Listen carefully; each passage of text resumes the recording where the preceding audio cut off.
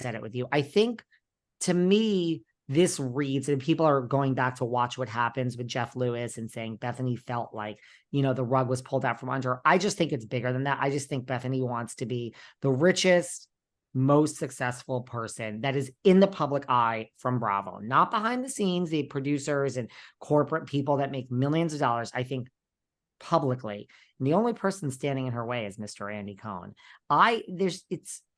It seems like she wants Andy taken down.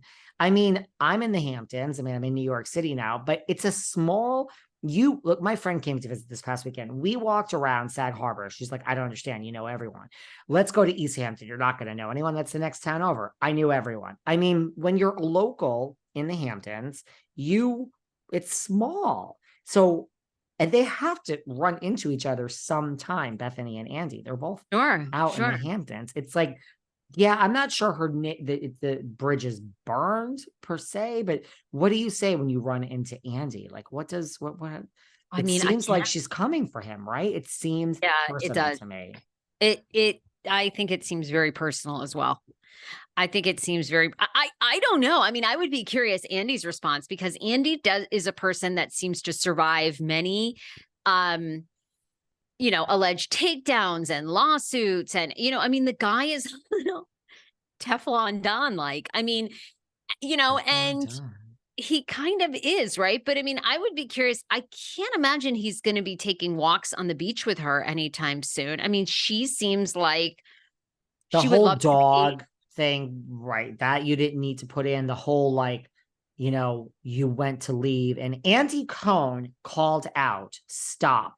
Like, what is that even implying? Like, that's his job, isn't it? It's his job. I wonder if the Jill factor is involved here.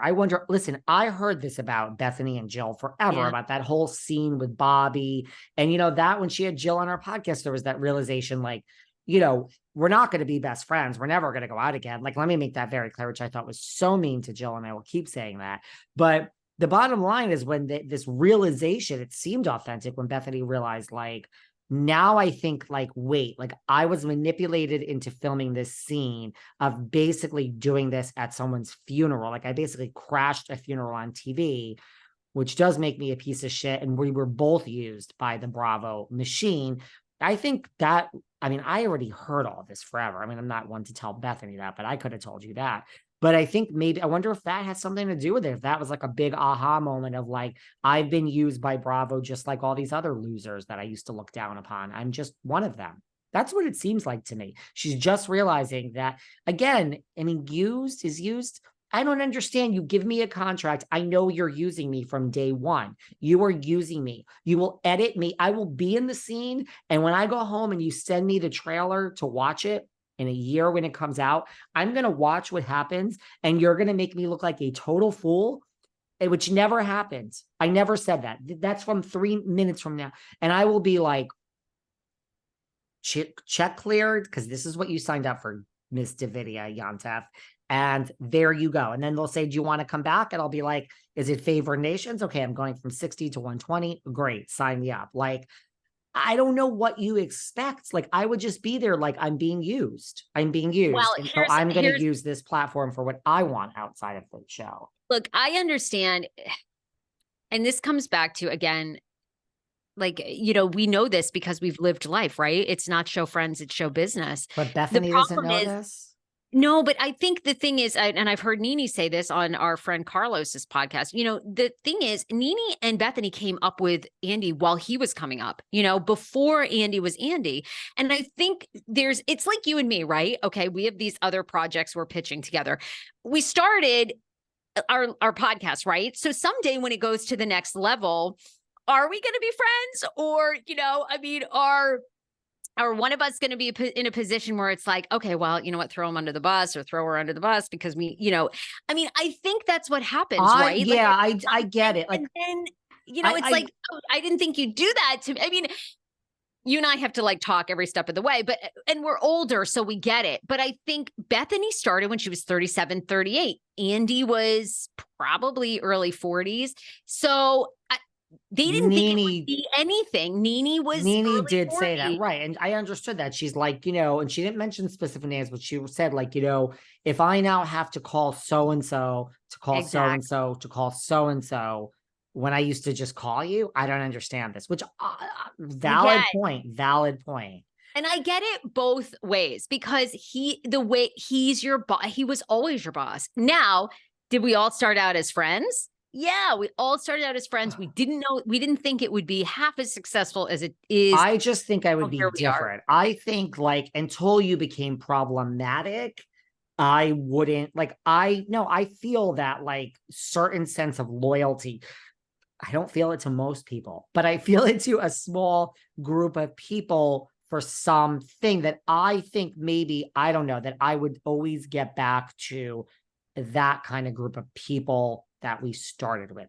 Somebody mark down this day, because in 2 years, when we have a TV show and they come to him, David Yontef, and they say, David, you have a genius mind. You're going to be the executive producer.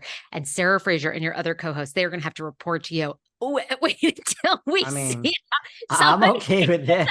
Because it ain't going to be pretty. It ain't suddenly it will be. It ain't show friends. It's show business, bitch. But if the opposite happened, I would just be like, it is what it is. I mean, I guess if you were riding my ass, I'd be like, oh, Jesus, who the fuck does she think? But I also am not, despite what people think, I'm not power hungry. I'm just all about like, I'm exhausted. I just want to do the fun. I really have no emotions in business. This is why I tell you, when I don't care with all the negative comments, what people say about me, I really don't care. I just want to get the work done. Everything else is noise. So if it were me, I would just be like, this is what we need to do today.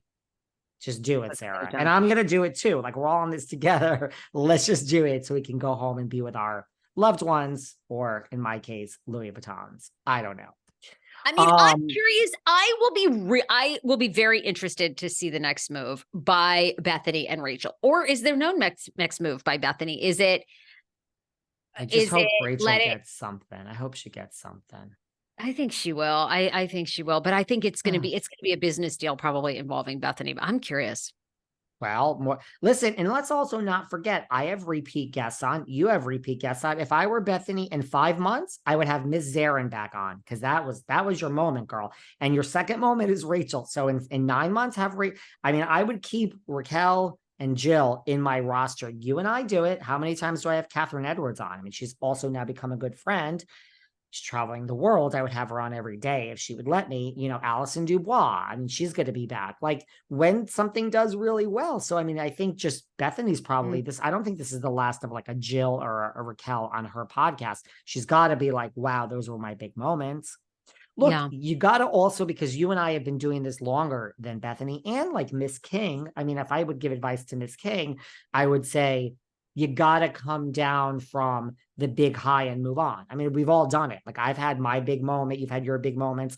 You get more of them, but you gotta, it's almost like, I don't know what it's like. It's almost like when you get to hang out with your favorite celebrity. Imagine hanging out with Taylor Swift for a whole day. Like, every time I went to Vegas and I met Cher, then like the next day you're kind of depressed because you're like, well, it's going to be like a year before this happens again. That's how I think it is when you have your big blockbuster podcast. You're like, this just isn't life. I mean, you're also would be exhausted and dead.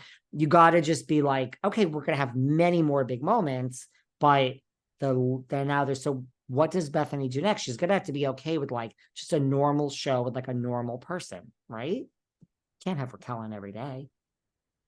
Or can she? Is that the third podcast that God. Frankel? Yeah, is it I'm not sure Bethenny. Yeah, it might be, and it might be a co-host. Let's not give Bethenny too much credit for handing over a podcast to Raquel. It's going to be, let's talk about, yes, Sarah, I think you just stumbled on it. It's going to be podcast, I think 4. I think she has 3, Just Be. Oh, she does? Oh. And she has, she has re-ran